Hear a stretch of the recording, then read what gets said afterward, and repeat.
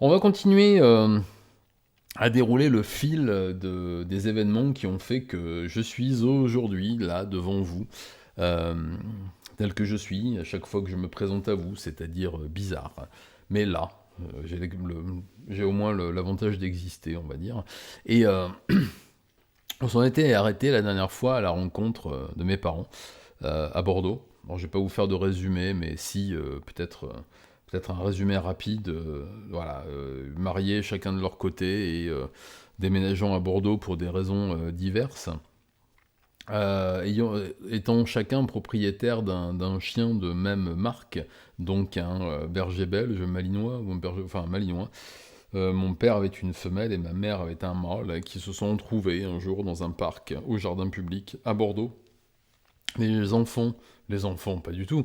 Les chiens ont sympathisé, les maîtres ont sympathisé, et bien vite, une amitié, puis une romance a commencé entre eux, un seul regard et tout est dit. Et d'amants, ils sont passés à plus, mais étant mariés tous les deux. Oui, c'est trop mignon, tout à fait. Mais ça ne l'est pas resté longtemps, puisque mon papa était marié de son côté, ma maman était mariée de son côté. Très bien, Alembic, bravo, bienvenue. Et donc il a fallu annoncer tout cela quand ma maman s'est retrouvée avec un polychinelle dans le tiroir. C'est moi le polychinelle.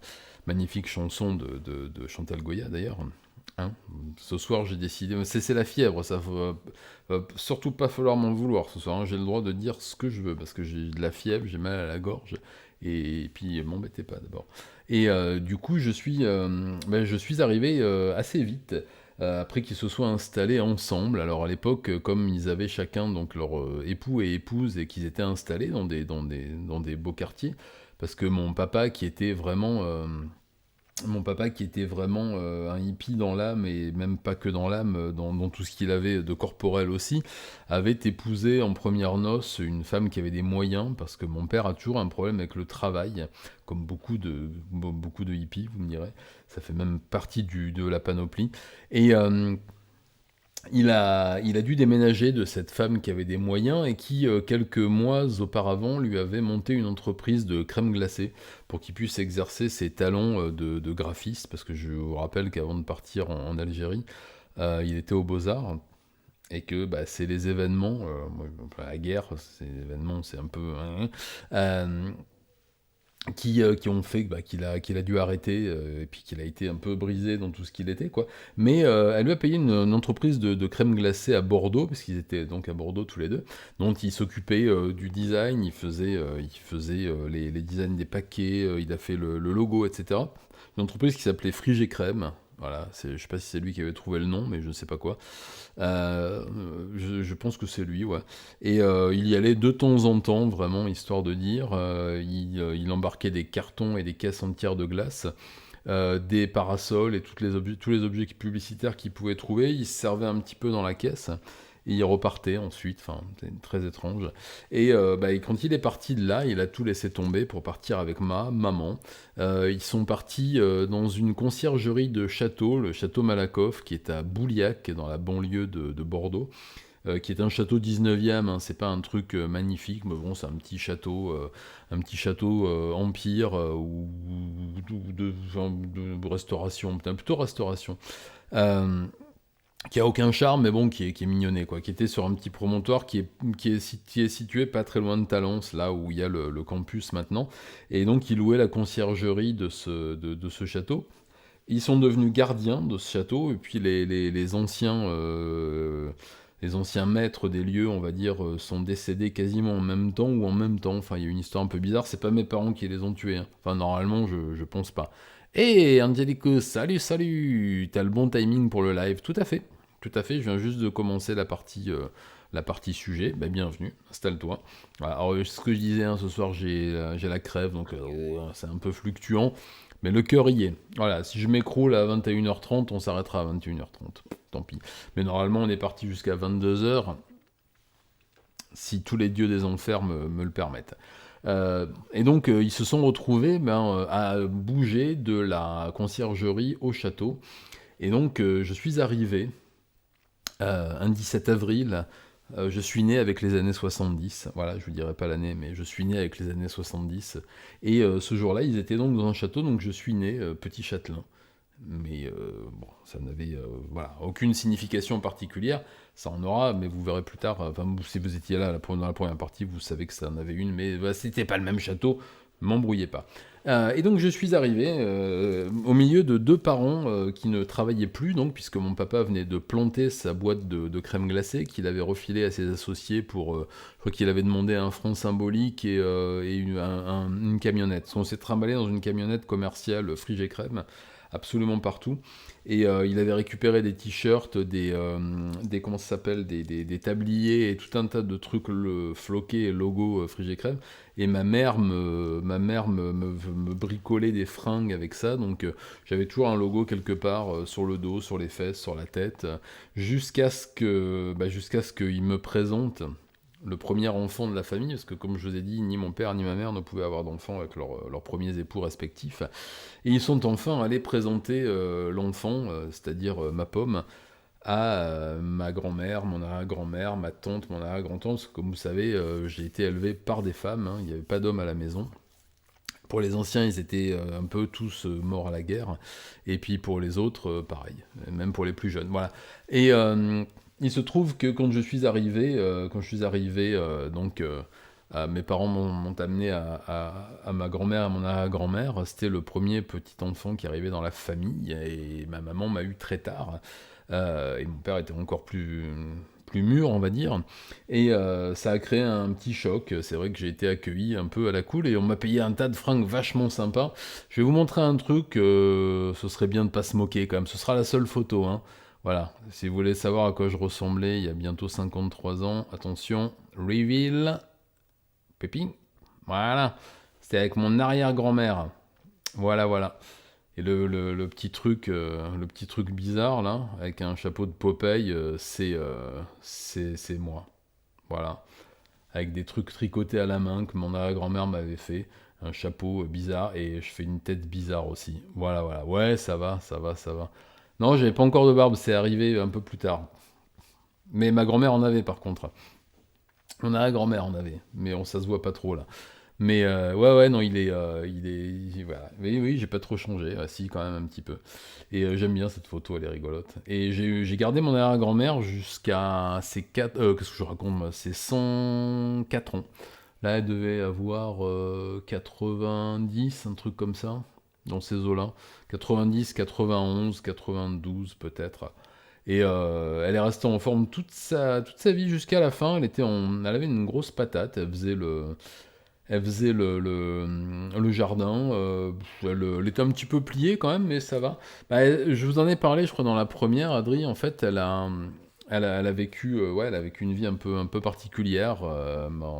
Ma grande mamie Alice, elle s'appelait Alice, parce qu'elle a été veuve très jeune. Elle a eu 3 enfants, s'est mariée très jeune, hein, comme tout le monde à l'époque.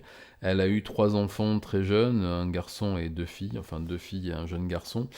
Et pendant qu'elle était enceinte de mon grand-oncle, donc le garçon le plus jeune, son mari est mort au chemin des dames, hein, pendant la Première Guerre mondiale. Donc elle s'est retrouvée veuve à 19 ans et elle est restée veuve toute sa vie. Voilà. Elle s'est jamais remariée, elle a jamais repris personne. Elle a porté la robe noire. Vous voyez, souvent-là, elle a une espèce de tricot violet, mais elle a toujours été habillée en noir, elle a toujours porté le crêpe noir aussi, pendant les 81 ans qui ont suivi, 85 ans qui ont suivi.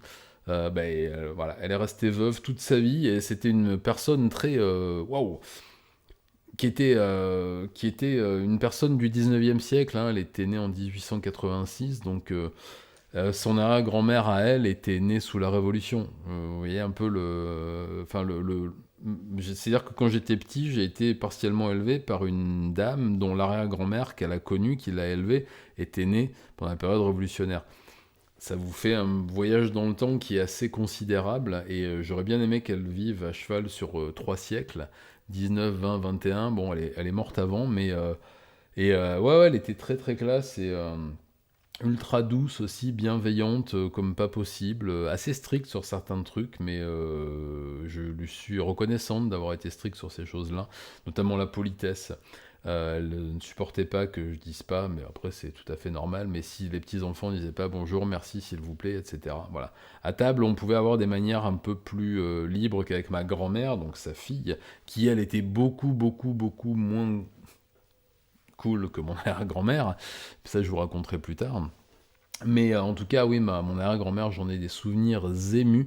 Et ouais, tout à fait, Angélique, j'ai été en contact avec un ancien monde parce que, vous savez, les années 70 à la campagne, allez, je vais effacer ma jolie frimousse, enfin surtout celle de ma grand-mère. Les années 70 à la campagne, c'était les années 50. Hein. Euh, je vais vous parler, juste faire une petite parenthèse, mais quand on descendait chercher de l'essence dans le hameau, donc le village qui était à côté du petit bourg où on habitait, le premier village, il y avait une pompe à essence qui était une pompe à essence colonne, avec une espèce de gros bocal en haut, et puis un tuyau de caoutchouc qui pendait. Et il fallait pomper comme ça pour faire monter l'essence rose là qui montait tant de litres, et ensuite, clac, on baissait une manette et toute l'essence tombait d'un coup dans le caoutchouc. Et ensuite, on payait à la caisse. À côté, il y avait un distributeur de mélange pour les mobylettes. Donc, c'était des pièces d'1 franc, et plus tard, c'est devenu des pièces de 2 francs. Voilà, pareil, il fallait tirer sur un machin. Et l'épicerie du village qui était au coin était exactement aussi identique à ce qu'elle était dans les années 40, 50, 60. Ça n'avait pas changé du tout. C'était des comptoirs en bois, c'était des caisses de sardines en baril, c'était des odeurs quand vous rentriez de mélanger, que j'adorais, moi, que je retrouve plus, mais que j'adore. Et je sais que ça fait vraiment très très vieux de dire ça, mais la pharmacie qui était juste à côté, c'était un comptoir tout en bois, avec des espèces de petites colonnettes comme ça sur le comptoir, en bois aussi, avec des bocaux en verre et en porcelaine partout. C'était des grands, des immenses meubles avec des petits... c'est ça, genre pharmacie, herboristerie, tout à fait, avec des petits tiroirs partout, et puis des préparateurs en pharmacie qui préparaient... alors, et les herboristes, c'est cool. Mais il y a encore... Bon, au Japon, c'est le campo, là, c'est un peu de l'arnaque, mais oui, oui, les herboristes, mais les pharmaciens étaient herboristes, et c'était marqué dessus parce qu'ils travaillaient avec des plantes médicinales, des machins, bon, qui étaient... Voilà, qui valaient ce qu'elles valaient, mais en tout cas, il y avait une pharmacopée de plantes, on va dire, et on en trouvait encore beaucoup. Il y avait des bâtons de réglisse dans un petit pot sur le comptoir. À chaque fois, je m'en faisais payer un. Enfin voilà, ça n'avait pas tellement changé. Les gens avaient toujours des voitures des années 50, même des années 40, parce que il y avait un vieux monsieur, pardon, qui avait encore une Rosalie. Vous savez, c'était les tractions avant, mais de luxe, avec un moteur un peu plus gros. Le monsieur qui, de temps en temps, se substituait à mes parents pour m'amener à l'école, avait une 203 Peugeot, pas décapotable malheureusement, mais qui était magnifique, qui avait des clignotants mécaniques, c'est-à-dire quand vous appuyez clac, sur les clignotants, derrière les porteurs arrière, vous aviez deux machins qui sortaient comme ça, et puis clic, clic, clic, clic, clic, qui clignotaient. C'était quelque chose, et c'est des gens qui étaient nés beaucoup au 19e siècle, au début du 20e siècle, parce que dans les années 70, ben, pour moi, dans les années 70, un homme de mon âge, et même plus jeune, que je prenais pour des vieux, c'est quelqu'un qui avait fait la Seconde Guerre mondiale. Les anciens résistants, ils avaient 50 ans. Et ça fait bizarre de dire ça, mais voilà. Il en avait une Rosalie cool, ça c'est vraiment des voitures, on ne trouve pas beaucoup, on voit quelques tractions avant qui tournent encore, des Rosalie. J'en ai vu une dans un rassemblement il y a pas longtemps, mais j'en fais un autre rassemblement là début août. Je vais regarder s'il n'y en a pas quelques-uns. Je note les adresses maintenant. Ah, tu vous allez la vendre? Ouais, ben faites pas les andouilles, vendez-la bien, parce que là, c'est pas dans mon intérêt de dire ça. Je pourrais te dire, mais non, ça vaut rien du tout, je te la rachète pour 500 balles. Mais non, non, non, non, non. Vous faites attention à pas vous faire avoir. Il avait 96 ans lui aussi, et bah quand même, non, c'est bien. C'est bien, c'est toujours triste de perdre quelqu'un, même à 100 ans, mais bon. Mais oui, ben, regarde sur Google, tu verras, c'est des voitures, ce sont les belles voitures françaises des années 30, 40, 50, 60. Après, c'est un peu parti en cacahuète, mais ça fait partie des belles automobiles. Ouais. Et donc voilà, mes parents sont restés sont restés quelques temps encore dans leur château Malakoff, là, à Bordeaux. Enfin, à Bouliac. Moi, je suis né à Talence, juste à côté, parce que la maternité était là-bas. Mais sinon, c'est Bouliac, c'est une espèce de petite banlieue. Alors, ça fait longtemps que je n'y suis pas retourné, mais je pense que ça n'a pas dû changer énormément, à part le campus qui a dû encore s'étendre un peu plus, mais de l'université Montaigne. Mais donc on est rentré très rapidement parce que bien mes parents ne travaillaient donc pas. Leur travail de gardien entre guillemets, c'est-à-dire payé juste pour habiter dans la conciergerie, s'est arrêté avec le décès de ces braves gens. Ils ont pu bénéficier pendant 1 an ou 2, je crois, du logement gratuit. Mon père magouillait 2, 3 machins à droite et à gauche. Enfin, t'es né à Pessac, c'est pas très loin. C'est pas très loin, c'est vrai. Et ces petites magouilles n'ont pas suffi à le mettre à l'abri de problèmes avec la police qui est revenue encore le chercher parce qu'il s'était déjà engagé dans des mouvements marxistes révolutionnaires un peu chaud chaud chaud. Et je crois que j'ai jamais su exactement ce qu'il fomentait à Bordeaux. Toujours est-il que ma mère en avait marre de voir les flics venir à la maison. Ils ont décidé de repartir dans la famille de ma mère, donc chez Madame la Baronne. Donc ils sont repartis en Dordogne, donc pas très loin d'où je suis aujourd'hui, pour s'installer dans une des dépendances du château, donc celui-là de famille, qui était occupé juste par un journalier, un fermier qui était déjà très très âgé et que mes parents ont laissé dans le truc. Et ils ont commencé à restaurer la bâtisse de façon hippie, dirons-nous. Et je me suis retrouvé à 2 ans et des bananes là-dedans, presque 3 ans. Entre-temps, bien mon petit frère était en route. Entre les deux, il y a eu une naissance. J'aurais dû avoir une petite sœur normalement, mais elle n'était pas viable. Voilà. Alors, ça a dû être un choc pour ma mère. Moi, je peux pas vous dire parce que bon, je l'ai jamais vue. Puis j'avais 2 ans, 1 an et demi, je crois, 2 ans. Donc bon, il y aurait dû y en avoir il y aurait dû y avoir une troisième dans la team, mais il y en a eu que deux. Et mon frère était en route, il fallait donc un logement plus ou moins décent. Leurs habilités, pas forcément reconnues de hippies, ont fait que la maison que ma grand-mère leur a donnée a commencé à prendre forme, mais pas du tout en fait, non, non, il n'a pas pris forme du tout, puisque ma mère me donnait le bain dans un baquet pour donner à boire aux chèvres, donc un baquet en plastoc avec de l'eau qu'elle faisait chauffer sur la cheminée, ou même dans la cheminée, carrément. L'électricité est arrivée parce que mon père est allé détourner la ligne d'un voisin, mais ça lui faisait les pieds parce qu'il mettait des pieds jaloux et il nous tuait des bestioles. J'ai failli y passer, moi d'ailleurs. Hein. Du coup, on s'est installé là-dedans, autant que faire se puisse, ma mère enceinte jusqu'aux yeux. Et comme il fallait bien justifier de ce don de maison et de propriété, parce qu'elle avait donné donc un corps de bâtiment qui faisait 300 mètres carrés, je crois, qui était vraiment immense, et une dizaine d'hectares autour. Du coup, mon père s'est cru redevable et s'est mis en tête de monter une ferme, auberge, camping à la ferme, truc artisanal, machin, tout ça, mais communautaire. Voilà. Alors, vous savez peut-être pas ce que c'est, mais je suis là pour vous expliquer. Voilà. Donc à cette époque-là, je suis tout rikiki, hein, j'ai 2 ans et demi. Vous m'avez un peu plus grand que sur les photos là. Ouais, il y a de quoi. Ouais. Mais encore, on n'est pas au bout du rouleau là. Hein. Moi si, mais vous pas encore. Euh, il s'est donc mis dans la tête, mon brave papa, qu'il serait certainement de bon ton d'inviter.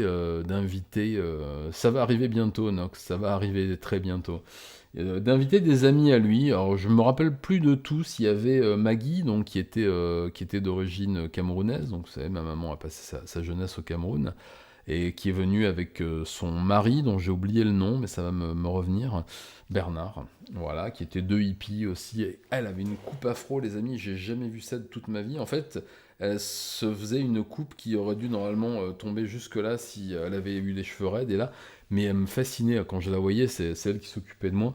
Et Maggie, elle avait vraiment la coupe afro la plus afro que j'ai jamais vue de toute de toute ma vie.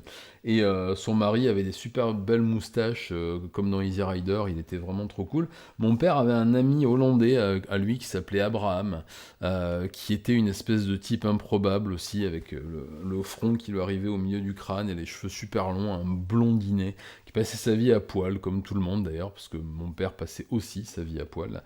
Il y avait d'autres personnes, alors, je me rappelle plus des noms. Ah si, il y avait un autre Bernard qui était une espèce de grand escogriffe, un pianiste plutôt doué, un peu jazzy, un peu bizarre, et qui était qui ressemblait un peu hein, à Jeff Goldblum. Voilà, l'acteur Jeff Goldblum, un grand mec avec un type un peu anguleux, machin, avec des... Bon, Goldblum est plus beau que lui, mais lui était un peu comme ça.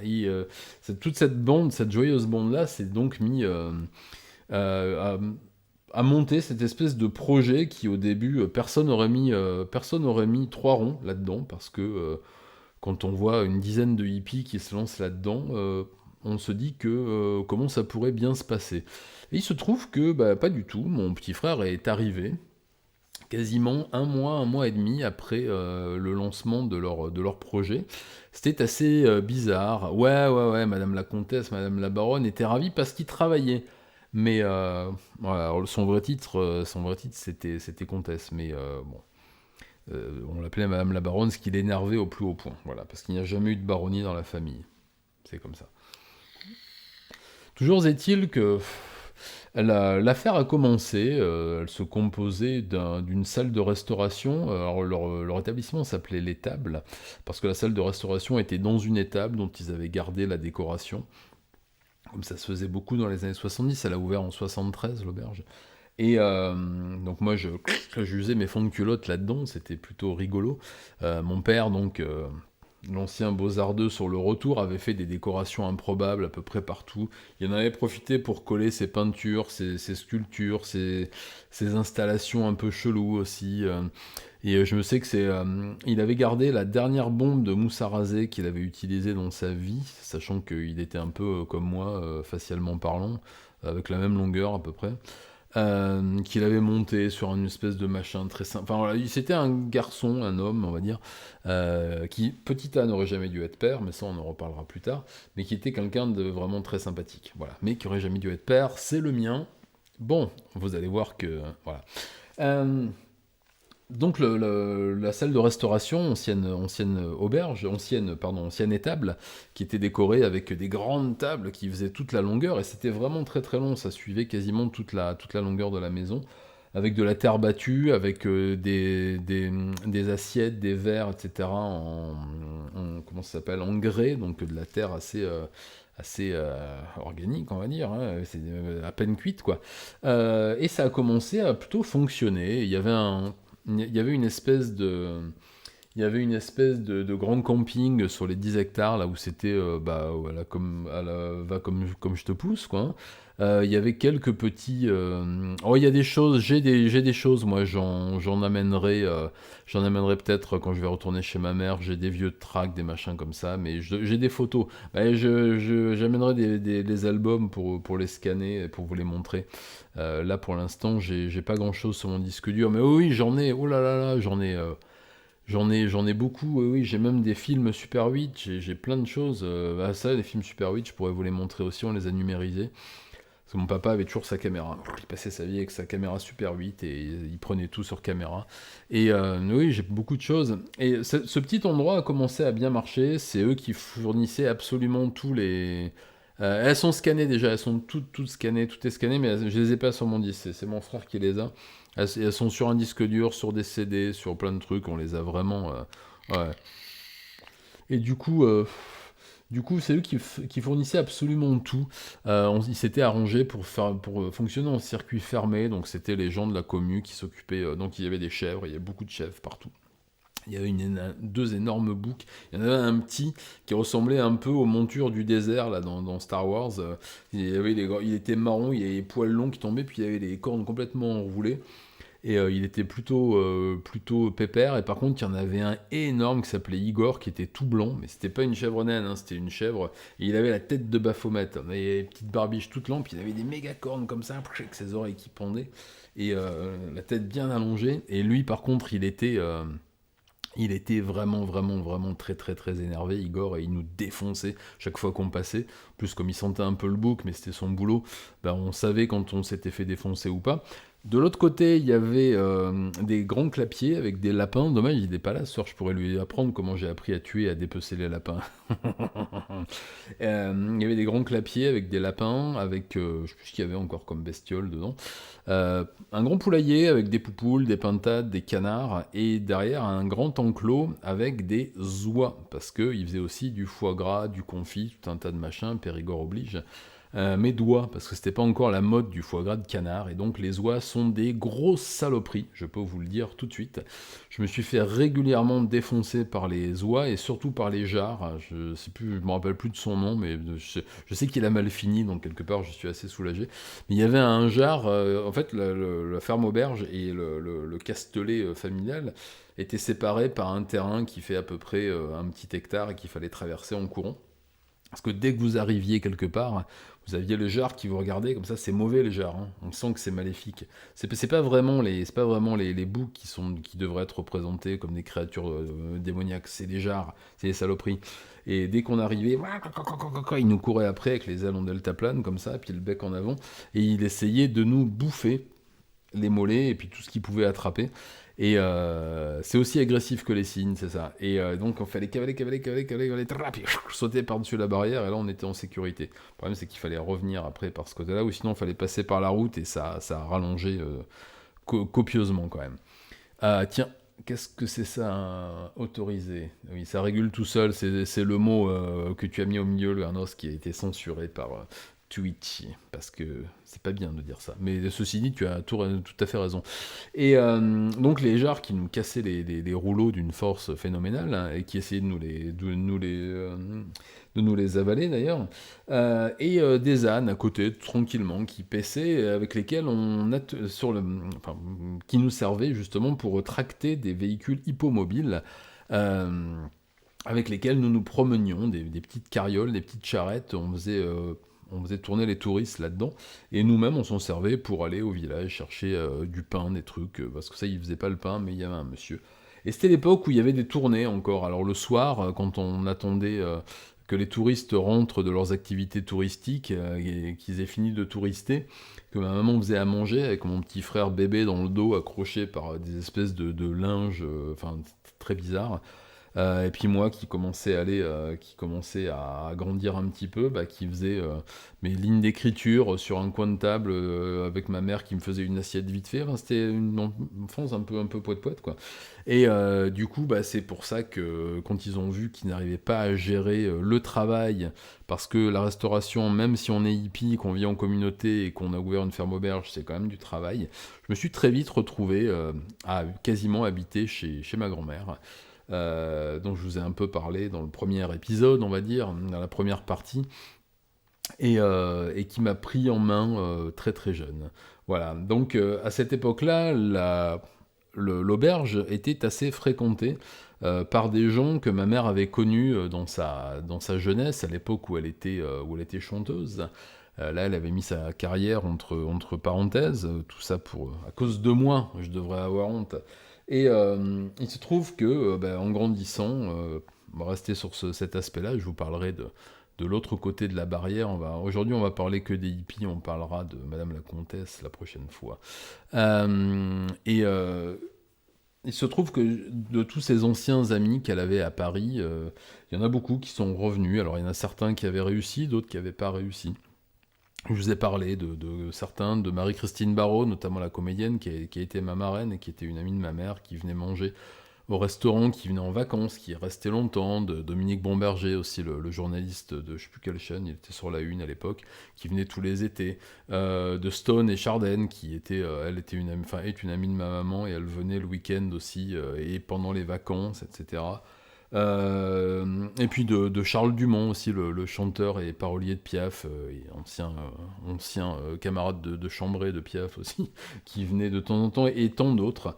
Donc il y avait une clientèle un peu mélangée de gens du coin, de hippies locaux, de hippies de l'étranger, qui faisaient leur tour d'Europe, et de ces espèces de pseudo, on n'appelait pas ça encore des boss, mais c'en était presque, on va dire, de gens de la télévision et du spectacle qui venaient aussi s'acoquiner ici. Et dans ces anciens du spectacle, justement, il y en a un que ma mère avait connu à Paris, et Lapin est pas là. Mon pauvre Lapinou, tu verras la rediff. Il y en a un que ma mère avait connu à Paris à l'époque où il était chanteur, qui s'appelait Claude. Son prénom c'était Claude. Et il avait un nom de famille un peu bizarre qui m'avait toujours fait rigoler moi quand j'étais petit. Son nom de famille c'était un nom du Cantal du milieu de la France, c'était Vaurillon. C'est mignon comme nom, Vaurillon. Et c'était un mec assez sympa, un beau parleur, un mec qui aimait bien les belles voitures, qui aimait bien les trucs de luxe, qui essayait de se taper toutes les filles hippies de la communauté, qui avait les cheveux frisés aussi, qui avait un petit minois un petit peu mignon, il avait une petite voiture décapotable, et il essayait de se la jouer un peu hippie. Et ça marchait, il arrivait à lever des belles pépées, comme on disait à l'époque, et il faut surtout pas dire, c'est ça, Louernos, tu as deviné. Tu peux même deviner un peu ce qui va se passer après. Et il se trouve que ce garçon qui avait peu réussi dans la chanson, voire pas du tout, qui était présenté comme le nouveau Jacques Brel, parce que c'est vrai qu'il leur ressemblait un petit peu au niveau des chicots, au niveau de la bouche et tout. Toujours, d'ailleurs, je l'ai revu là il y a pas longtemps, Monsieur Claude, on va l'appeler Claude pour l'instant, pour rester dans le mystère, et avait un peu planté sa carrière de chanteur, et a raison. C'est pas qu'il chante mal, mais bon, c'est comme ça. Et par contre, il avait monté des journaux d'automobile. Après, il a essayé de faire de la course automobile. C'était pas très très bien passé non plus. Disons qu'il avait des micro-talents pour beaucoup de choses, mais qu'il n'arrivait pas vraiment à concrétiser, on va dire, celui qui pourrait vraiment devenir, ce qui le ferait exploser, on va dire. Et donc il était dans une ville qui s'appelle Brantôme, qui est une ville magnifique en Dordogne, qu'on appelle la Venise du Périgord. Mais de toute façon, dès qu'une ville est jolie quelque part, c'est la Venise de quelque chose, hein. Et la Venise, ça doit même être la Venise de Venise. Et il se trouve que là, eh ben, il était en villégiature dans une autre communauté là-bas. Et il commençait, bien sûr, à se rapprocher pas mal de petits mouvements un peu New Age, un peu, voilà, on prend des petits trucs pour voir un autre monde, on se compromet sans trop de vêtements dans des petites communautés, etc., etc. Moi, tous les étés, comme je voulais m'enfuir un peu de ce monde un peu... Si, tout à fait, Liambic.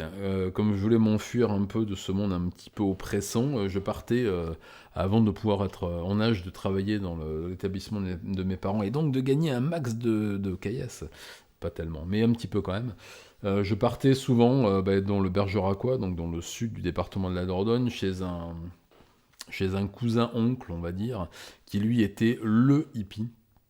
C'est-à-dire que si vous faites une image de ce que pouvait être un hippie, voyez les Flix Brothers. Ah ben c'était lui en fait, mais les trois réunis en fait. C'était le hippie, voilà, il était toujours avec des salopettes crado, à poil dessous, avec une énorme barbe frisée à la Karl Marx. Le colossal, tout à fait, Angélique, tout à fait. Euh, et c'est lui qui me recueillait l'été pour me refaire mon éducation. On parlera, je pense, dans la prochaine, parce que là, je suis un peu trop malade pour maîtriser mes émotions, mais il y a eu des choses pas terribles qui ont été faites à cette époque-là, sur moi, et on en parlera un autre jour. Mais on va s'arrêter juste avant ces épisodes-là, plutôt parler des trucs cool. Et il se trouve que Monsieur Claude, que vous avez identifié dans le clavardage, mais dont je ne vais pas prononcer le nom maintenant, c'est celui dont il ne faut pas prononcer le nom, voyez-vous. Il se trouve que Monsieur Claude venait de temps en temps avec moi chez lui, et restait un petit peu, et il a rencontré quelques amis, donc c'était famille côté allemande. Il a rencontré quelques amis de ce tonton hippie qui venait d'Allemagne. Justement, il venait, lui, de se marier avec une jeune munichoise qui s'appelait Gertrude, qu'on appelait Gertrude, parce que mère, on va pas non plus prononcer les noms allemands à l'allemande. Non mais oh. Et il se trouve que cette Gertrude avait... oui, c'était sa sœur ou sa demi-sœur, enfin quelqu'un de très proche, je sais que c'est sa demi-sœur, qui était très proche de certains mouvements, on va dire, ésotériques et New Age qui faisaient fureur à l'époque aux États-Unis. Et Claude a rencontré cette belle-sœur, hein, avec qui il s'est bien entendu au point de fusionner leurs effluves pendant quelques mois. Et il est parti avec elle dans le Massif central. Il se trouve que quelques semaines, quelques mois plus tard, il est revenu en Dordogne et il a commencé à raconter une expérience qu'il avait vécue. Alors au début, il a raconté qu'il avait vu des lueurs au-dessus d'un volcan éteint. Et ça a commencé comme ça, avec des lueurs, c'était peut-être des farfadets, des trucs, et puis de fil en aiguille, son récit, c'est devenu une apparition, une rencontre du troisième type, et ensuite un enlèvement, et puis comme il a vu que les gens s'intéressaient, parce que c'était l'époque où les gens prenaient beaucoup de substances, et il y avait une espèce de quête un peu d'autres choses, d'autres explications, il s'est mis à écrire un livre sur les conseils de Dominique Bromberger, donc le journaliste qui croyait dur comme fer dans ses balivernes, et qui l'a aidé à rédiger ce livre, sans être crédité, mais moi je peux vous affirmer que c'est lui qui l'a aidé à écrire ce livre. Le livre qui dit la vérité, ça s'appelait donc... Déjà rien que ça, c'est tout un programme. Et comme il fallait bien qu'il se trouve un blaze un blaze de gourou, et que Claude Vorillon, c'était pas très très très glamour, il a choisi un nom à consonance hébraïque, je crois bien qu'il l'est d'ailleurs, donc Raël. Et il s'est créé un logo bricolé à partir d'une étoile de David et d'une svastika au milieu. Et comme les gens qui fréquentaient la ferme auberge de mes parents le connaissaient, il était là, il racontait ses histoires, il jouait de la guitare, il fumait des joints, tout ça, quoi. Quand le livre est sorti, eh bien, mes parents l'ont mis en vente dans leur ferme auberge, parce qu'ils vendaient des choses comme ça, de l'artisanat local. Il y avait une salle de jeu, fort heureusement pour moi, de l'autre côté, et ça c'est quand même très bien, avec des flippers, de baby-foot et tout, et moi j'avais la clé, donc je claquais des parties toute la journée. Et je tapais dans les caisses de coca aussi. À l'époque, c'était cher et rare et cher, et moi je pouvais. Mais oui. Et donc du coup, mes parents ont commencé à vendre. Je dis beaucoup du coup, ça c'est le fait de fréquenter trop Tony, ça. C'est ta faute, Tony. Et mes parents donc ont mis ce livre en vente et il a commencé à bien se vendre. Et ce brave Claude, voyant que... Enfin, Raël, on va l'appeler Raël maintenant. Voyant que ces livres se vendaient bien, bien a fait fabriquer le même médaillon que le sien, parce que lui, il avait fabriqué lui-même. Hein, il était assez habile de ses petits doigts, et pas qu'avec les anges. Et il s'est mis à en vendre. C'était un petit cordon de cuir avec le petit médaillon, donc l'étoile de David et la svastika. Et il est retourné dans cette propriété qu'il avait arnaquée, j'imagine, ou subtilisée à quelqu'un, donc dans la campagne plus loin de Brantôme, donc en Périgord vert, pas très loin de là où on habitait. Et il a à nouveau mentionné une rencontre du troisième type, cette fois encore. Un vaisseau venu d'une galaxie lointaine serait venu le rendre visite et se serait posé sur un dolmen qui est pas très loin, et qui lui existe vraiment. Il y a même un bistrot à côté que je connais bien. Ça, ce sera pour plus tard. Et non, je suis pas dans le Périgord Nord, je suis dans le Périgord vert. C'est celui qui est en haut, le seul Périgord intéressant d'ailleurs. Et il a commencé à parler d'une nouvelle apparition et d'une mission que lui avaient donnée les visiteurs. Donc il fallait qu'ils bâtissent une ambassade pour eux. Mais il était tout à fait disposé à faire voir l'endroit où étaient atterris les Elohim, parce que maintenant il est nommé les Elohim, les Elohim, qui est encore emprunté, je crois, au vocabulaire hébraïque, si je ne m'abuse. Mais pour cela, il fallait d'abord avoir acheté son livre, bien sûr, qu'il fallait avoir lu, parce qu'il avait caché des messages à l'intérieur, des mots-clés qu'il avait dispersés comme ça dans le texte, et qui ne pouvaient vous ouvrir la conscience et voir donc les extraterrestres qu'une fois que vous aurez lu les choses, et acheter le pendentif, qui vous servait de clé à l'entrée, parce qu'il avait une espèce de maison un peu à l'ancienne, avec une grosse porte et un petit guichet, et il ne vous ouvrait que lorsque vous montriez le livre et le médaillon. Et ça a commencé, c'est ça, un visionnaire, tout à fait. Tout à fait, tout à fait. Ça a commencé un peu comme ça. Les gens y allaient, achetaient son livre, etc. Mais il n'y avait pas encore de dérive particulièrement sectaire encore, hein. Si ce n'est bien sûr toute la préparation mentale qu'il était en train d'exercer sur cette petite communauté, sur ces petites communautés, puisqu'il y avait celle de mon oncle aussi plus dans le sud, celle de mes parents, et il commençait à en parler, voilà, de plus en plus, de son livre, de ses apparitions. Il a commencé à changer physiquement, il s'est fait pousser les cheveux, il s'est fait pousser la barbe, ça faisait partie du truc. Il a commencé à s'habiller en blond, alors pas encore avec ses combinaisons de l'espace, mais plutôt avec des grandes robes, un peu comme celles qu'on voit sur les représentations christiques. Et la suite après avoir bu un coup parce que j'ai fort soif.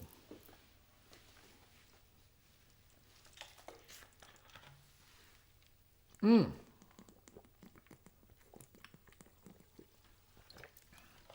Salut Miss Chaos, salut, salut et bienvenue. En train de raconter les aventures d'un vieux mec. Par nectaire, Saint-Nectaire même, tout à fait, Adrien a totalement raison, ça me donne faim ça. Mais j'ai mangé, alors, qu'est-ce que je raconte moi. Voilà, je reprends. Et il se trouve que ce brave Claude, je me recale un peu comme il faut, hop là. Hmm. Hop, je tâte un peu mon machin. Il se trouve que ce brave Claude, voyons, par l'odeur léchée, voyons que des personnes qui gagnaient un peu d'argent commençaient à fréquenter son boui-boui à Alien, là, a décidé de monter une association. L'association des Amis de Raël, ou je sais plus, un truc comme ça. Et a édité des cartes de membres. Il s'est constitué en association, loi de 1901. Frédéric sera pas content que je dise ça, c'est pour toi Frédéric.